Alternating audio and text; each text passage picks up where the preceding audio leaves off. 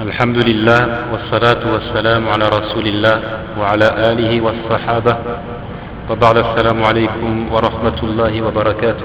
إذا نستأنف دراستنا ونبدأ بدرسنا حول موضوع قواعد العبودية. ما زلنا نذكر أوجه التفاضل بين أعمال القلوب وأعمال الجوارح. Donc nous recommençons ces cours, notamment l'assise consacrée aux règles de l'asservissement. Nous sommes toujours en train de démontrer donc la préférence des œuvres du cœur sur celles du corps. De quelle manière est-ce que les œuvres produites avec le cœur sont meilleures que celles produites avec les membres du corps? Donc il y a un dernier point ici, dit Al-Hadi Ashara, Al-Ibadat al-Qalbiya yastamiru ba'duha fi ahwalin tanqati'u fiha ibadat al-jawarih aw taqil. 11e, il dit les adorations du cœur se poursuivent dans des situations où les adorations du corps s'interrompent ou tout au moins diminuent en intensité. Je reprends. Al-ibadat al-qalbiya yastamiru ba'duha fi ahwalin tanqati'u fiha ibadat al-jawarih aw taqil.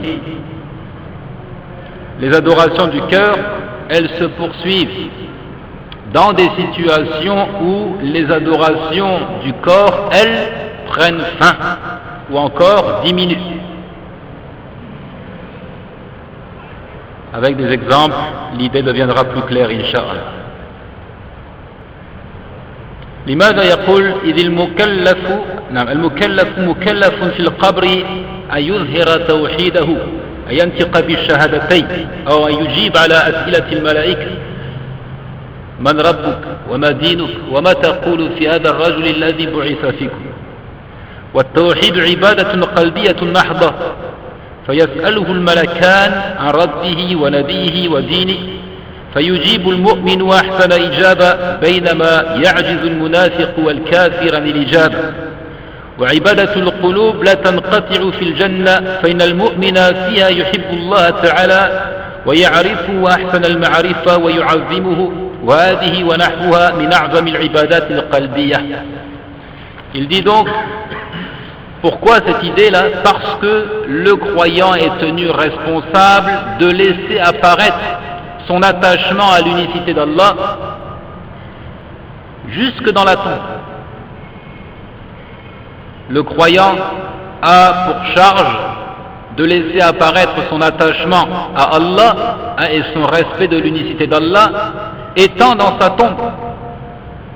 Or, ce respect de l'unicité d'Allah, c'est avant tout une adoration produite avec le cœur.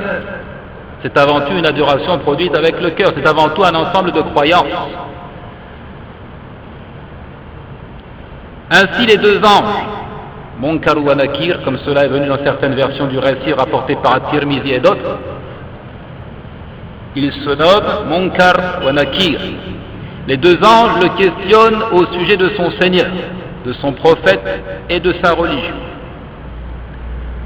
Le croyant leur répond de la meilleure façon qui soit, avec assurance, de manière ferme, décisive, alors que l'hypocrite et l'infidèle en sont incapables. Alors que l'hypocrite et l'infidèle, eux, sont incapables de répondre à ces trois questions. Qui est ton Seigneur? Quelle est ta religion? Et qu'est-ce que tu dis à propos de cet homme qui a été envoyé vers vous? Allah subhanahu wa ta'ala accorde aux croyants de répondre avec la plus grande assurance et la plus grande fermeté. Comme il le dit, يثبت الله الذين آمنوا بالقول الثابت في الحياة الدنيا وفي الآخرة.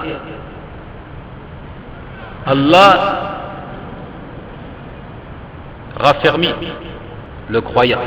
Allah raffermit le croyant. Ceux qui ont cru, il leur accorde une parole ferme dans cette vie et dans l'autre. Dans l'autre ici, lorsqu'on retourne à l'exégèse, on trouvera que c'est une allusion justement à la réponse donnée par le croyant aux anges qui le questionnent au sujet de trois choses: de son Seigneur, de sa religion et de son prophète sallallahu alayhi wa sallam. L'hypocrite et l'infidèle en sont incapables. Dit ha ha, sami'tu an-nas yaquluna shay'an faqultu. L'hypocrite et l'infidèle disent « je n'en sais rien, j'ai entendu les gens dire une chose et je l'ai dite ».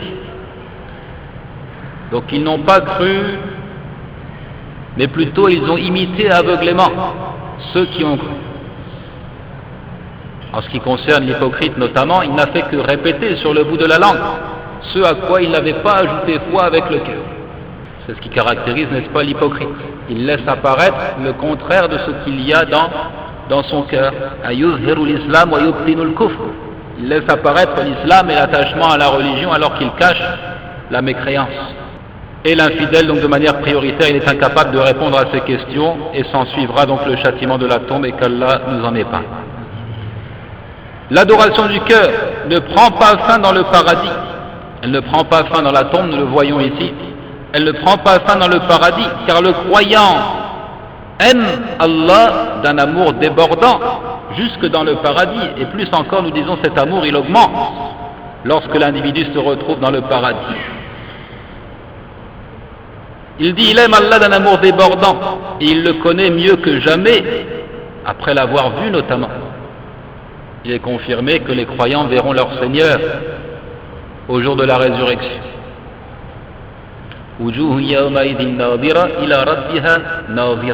Ce jour-là, il y aura des visages resplendissants qui regardent vers leur Seigneur. Et également, et pour ceux qui ont cru, il y aura la meilleure rétribution, c'est-à-dire le paradis, et plus encore, et l'augmentation est interprétée par le prophète alayhi salatu wasalam comme étant la vision, ru'yatullah, ou bien nazaru ila wajhillahi karim, le fait d'observer la face sublime d'Allah subhanahu wa ta'ala. Tout ça permet, n'est-ce pas, à l'amour d'augmenter alors que l'individu est dans le paradis. Et l'amour, c'est encore une fois un acte du cœur. قال وليس في الجنة من عبادة الجوارح إلا التسبيح باللسان وهو مسبب عن كمال عظمة الله تعالى في قلوب أهل الجنة وهذه من العبادات القلبية. قال النبي صلى الله عليه وسلم إن أهل الجنة يأكلون فيها ويشربون ولا يكفلون ولا يبولون ولا يتغوطون ولا يتمخطون ولكن طعامهم ذلك جشاء كرشح المسك يلهمون التسبيح والحمد كما تلهمون النفس أخرجه مسلم.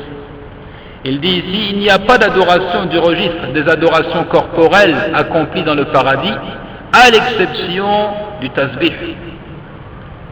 Il n'y a pas d'adoration d'ordre corporel, accompli avec les membres du corps dans le paradis, à l'exception du tasbih, c'est-à-dire de la formule Subhanallah qui est prononcée avec la langue. Elle n'est provoquée que par justement la perfection d'Allah et le fait que le croyant en ait pris pleine connaissance, à la plénitude de son estime, de sa glorification dans les cœurs des gens du paradis. C'est parce qu'ils connaissent Allah, c'est parce qu'ils ont pris conscience de sa grandeur, plus que jamais. On ne dira pas qu'ils n'avaient pas conscience de cela ici-bas, mais plus que jamais, leur cœur est rempli de l'estime et de l'amour d'Allah, ce qui provoque donc at-tasbih. Ils louangent Allah, ils le glorifient. Tout cela relève des adorations produites avec le cœur. Le prophète sallallahu alayhi wa sallam dit dans ce qui est rapporté par l'imam Muslim, il dit, les gens du paradis y mangent et y boivent. Ils ne crachent pas, ils n'urinent pas, ils ne font pas leurs besoins, ils ne se mouchent pas. Il n'y a pas d'impureté dans le paradis. Il n'y a pas d'impureté dans le paradis. Ils boivent, certes, ils mangent, ils jouissent des délices du paradis, et cela ne provoque pas la nécessité de se rendre au sel. Il n'y a pas ici de crachat, pas d'urine, pas d'excréments, et ils ne se mouchent pas non plus. Il dit, mais leur repas est plutôt régurgité comme une sécrétion de musc. Mais leur repas est plutôt régurgité comme une sécrétion de musc. Ils gobent la glorification et la louange, tout comme on avale de l'air pour respirer. Cette adoration ne se mélange pas au principe de responsabilité, de charge qui incombe aux croyants, ce qu'on appelle la taklif. Puisque l'adoration est bien plus vaste, bien plus générale.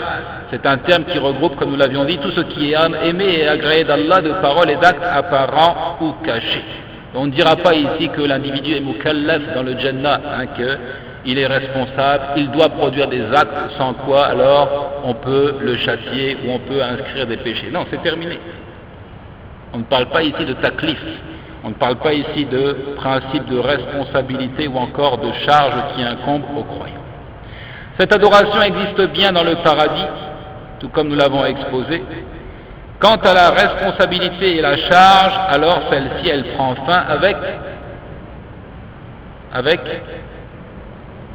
l'entrée au paradis, justement. Certains diront avec la mort.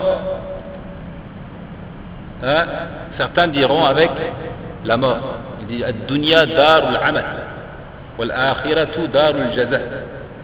Le bas monde, c'est la demeure dans laquelle il est question d'œuvrer, alors que l'au-delà, c'est la demeure dans laquelle on est rétribué.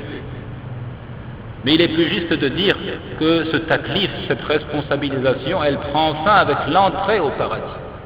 Pourquoi? Parce que nous l'avons vu ici, l'individu, il doit encore répondre aux questions des anges alors qu'il est dans la tombe.